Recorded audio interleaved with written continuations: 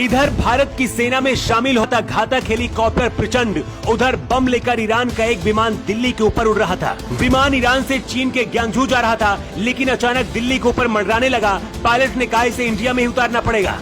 भारत की सुरक्षा एजेंसियां समझ गई थी कि आतंकी साजिश हो सकती है, इसीलिए विमान उतरने से पहले ही 2 लड़ाकू विमान भेज दिए। ईरान की एयरलाइंस का विमान W581 तेहरान से उड़कर सुबह करीब 9:20 पर भारत के अंदर घुसा था। इस विमान को जाना था चीन, लेकिन ये दिल्ली के ऊपर आकर मंडराने लगा। फ्लाइट के पायलट ने दिल्ली एयर ट्रैफिक कंट्रोल को सूचना दी थी और कहा था कि विमान के अंदर बम होने की सूचना है और हम इसे दिल्ली में उतारना चाहते हैं।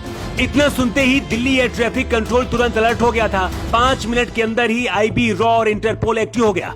पल पल की जानकारी मोदी और शाह ले रहे थे। सेना ने भी अपना मोर्चा संभाल लिया।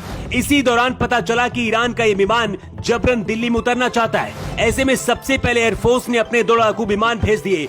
दोनों लड़ाकू विमानों ने ईरान की फ्लाइट को हवा में ही घेर लिया। अजीत डोभाल से लेकर S जयशंकर तक मोर्चा संभाल रहे थे, क्योंकि ईरान मुस्लिम देश है जहां आतंकी गतिविधियां चरम पर है। इसलिए भारत की सुरक्षा एजेंसियों को लग रहा था कि ये कोई आतंकी साजिश भी हो सकती है।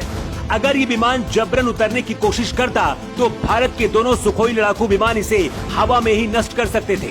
दिल्ली की बजाय भारत ने इस विमान को जयपुर और चंडीगढ़ में उतरने का मौका दिया, लेकिन इस विमान के पायलट ने कहा कि हम सिर्फ दिल्ली में ही उतारेंगे इसे। इस तरह से करीब 45 मिनट तक दिल्ली के ऊपर ही मंडराता रहा। चीन, पाकिस्तान, भारत और ईरान सहित कई देशों की सुरक्षा एजेंसी अलर्ट पर थी। सबसे बड़ा सवाल ये था कि इसके अंदर बम किसने रखा और ये कहां से आया। फ्लाइट रडार 24 की डाटा के अनुसार ये विमान दिल्ली पर लैंड करने की कोशिश कर रहा था और अपने निर्धारित ऊंचाई से नीचे आ रहा था। इसे देखकर तुरंत एयरफोर्स को अलर्ट कर दिया गया था। भारत के सुखोई के 2 विमानों ने आसमान में इसे घेर लिया। इस बीच मौके की नजाकत को देखते हुए इस विमान को जयपुर या चंडीगढ़ में लैंड करने की अनुमति दी गयी, लेकिन पायलट ने इन दोनों शहरों में लैंड करने से इनकार कर दिया। पायलट दिल्ली में इसे लैंड कराना चाहता था।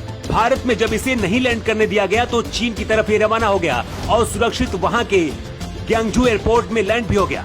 इसके साथ ही भारत की सुरक्षा एजेंसियों ने राहत की सांस ली। लेकिन सबसे बड़ा सवाल ये है कि आखिर फ्लाइट में बम था तो फिर कहां गया और फटा क्यों नहीं। इस झूठी खबर को किसने फैलाया? क्या भारत के खिलाफ कोई बड़ी साजिश रची गई थी?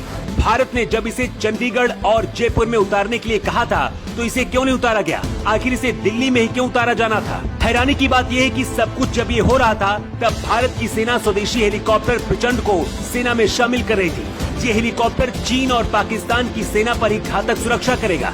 इस बात का भी शक जताया जा रहा है कि कहीं ऐसा तो नहीं कि भारत के खिलाफ कोई बड़ी साजिश रची गई थी। इसे लेकर सुरक्षा एजेंसियां जांच कर रही है। लेकिन जिस तरह से ईरान का विमान करीब 45 मिनट तक देश की राजधानी दिल्ली के ऊपर मंडराता रहा, उसे लेकर आपका क्या कहना है? आप अपना जवाब कमेंट बॉक्स पर लिखकर जरूर बताएं। योगी युग के लिए टू रिपोर्ट।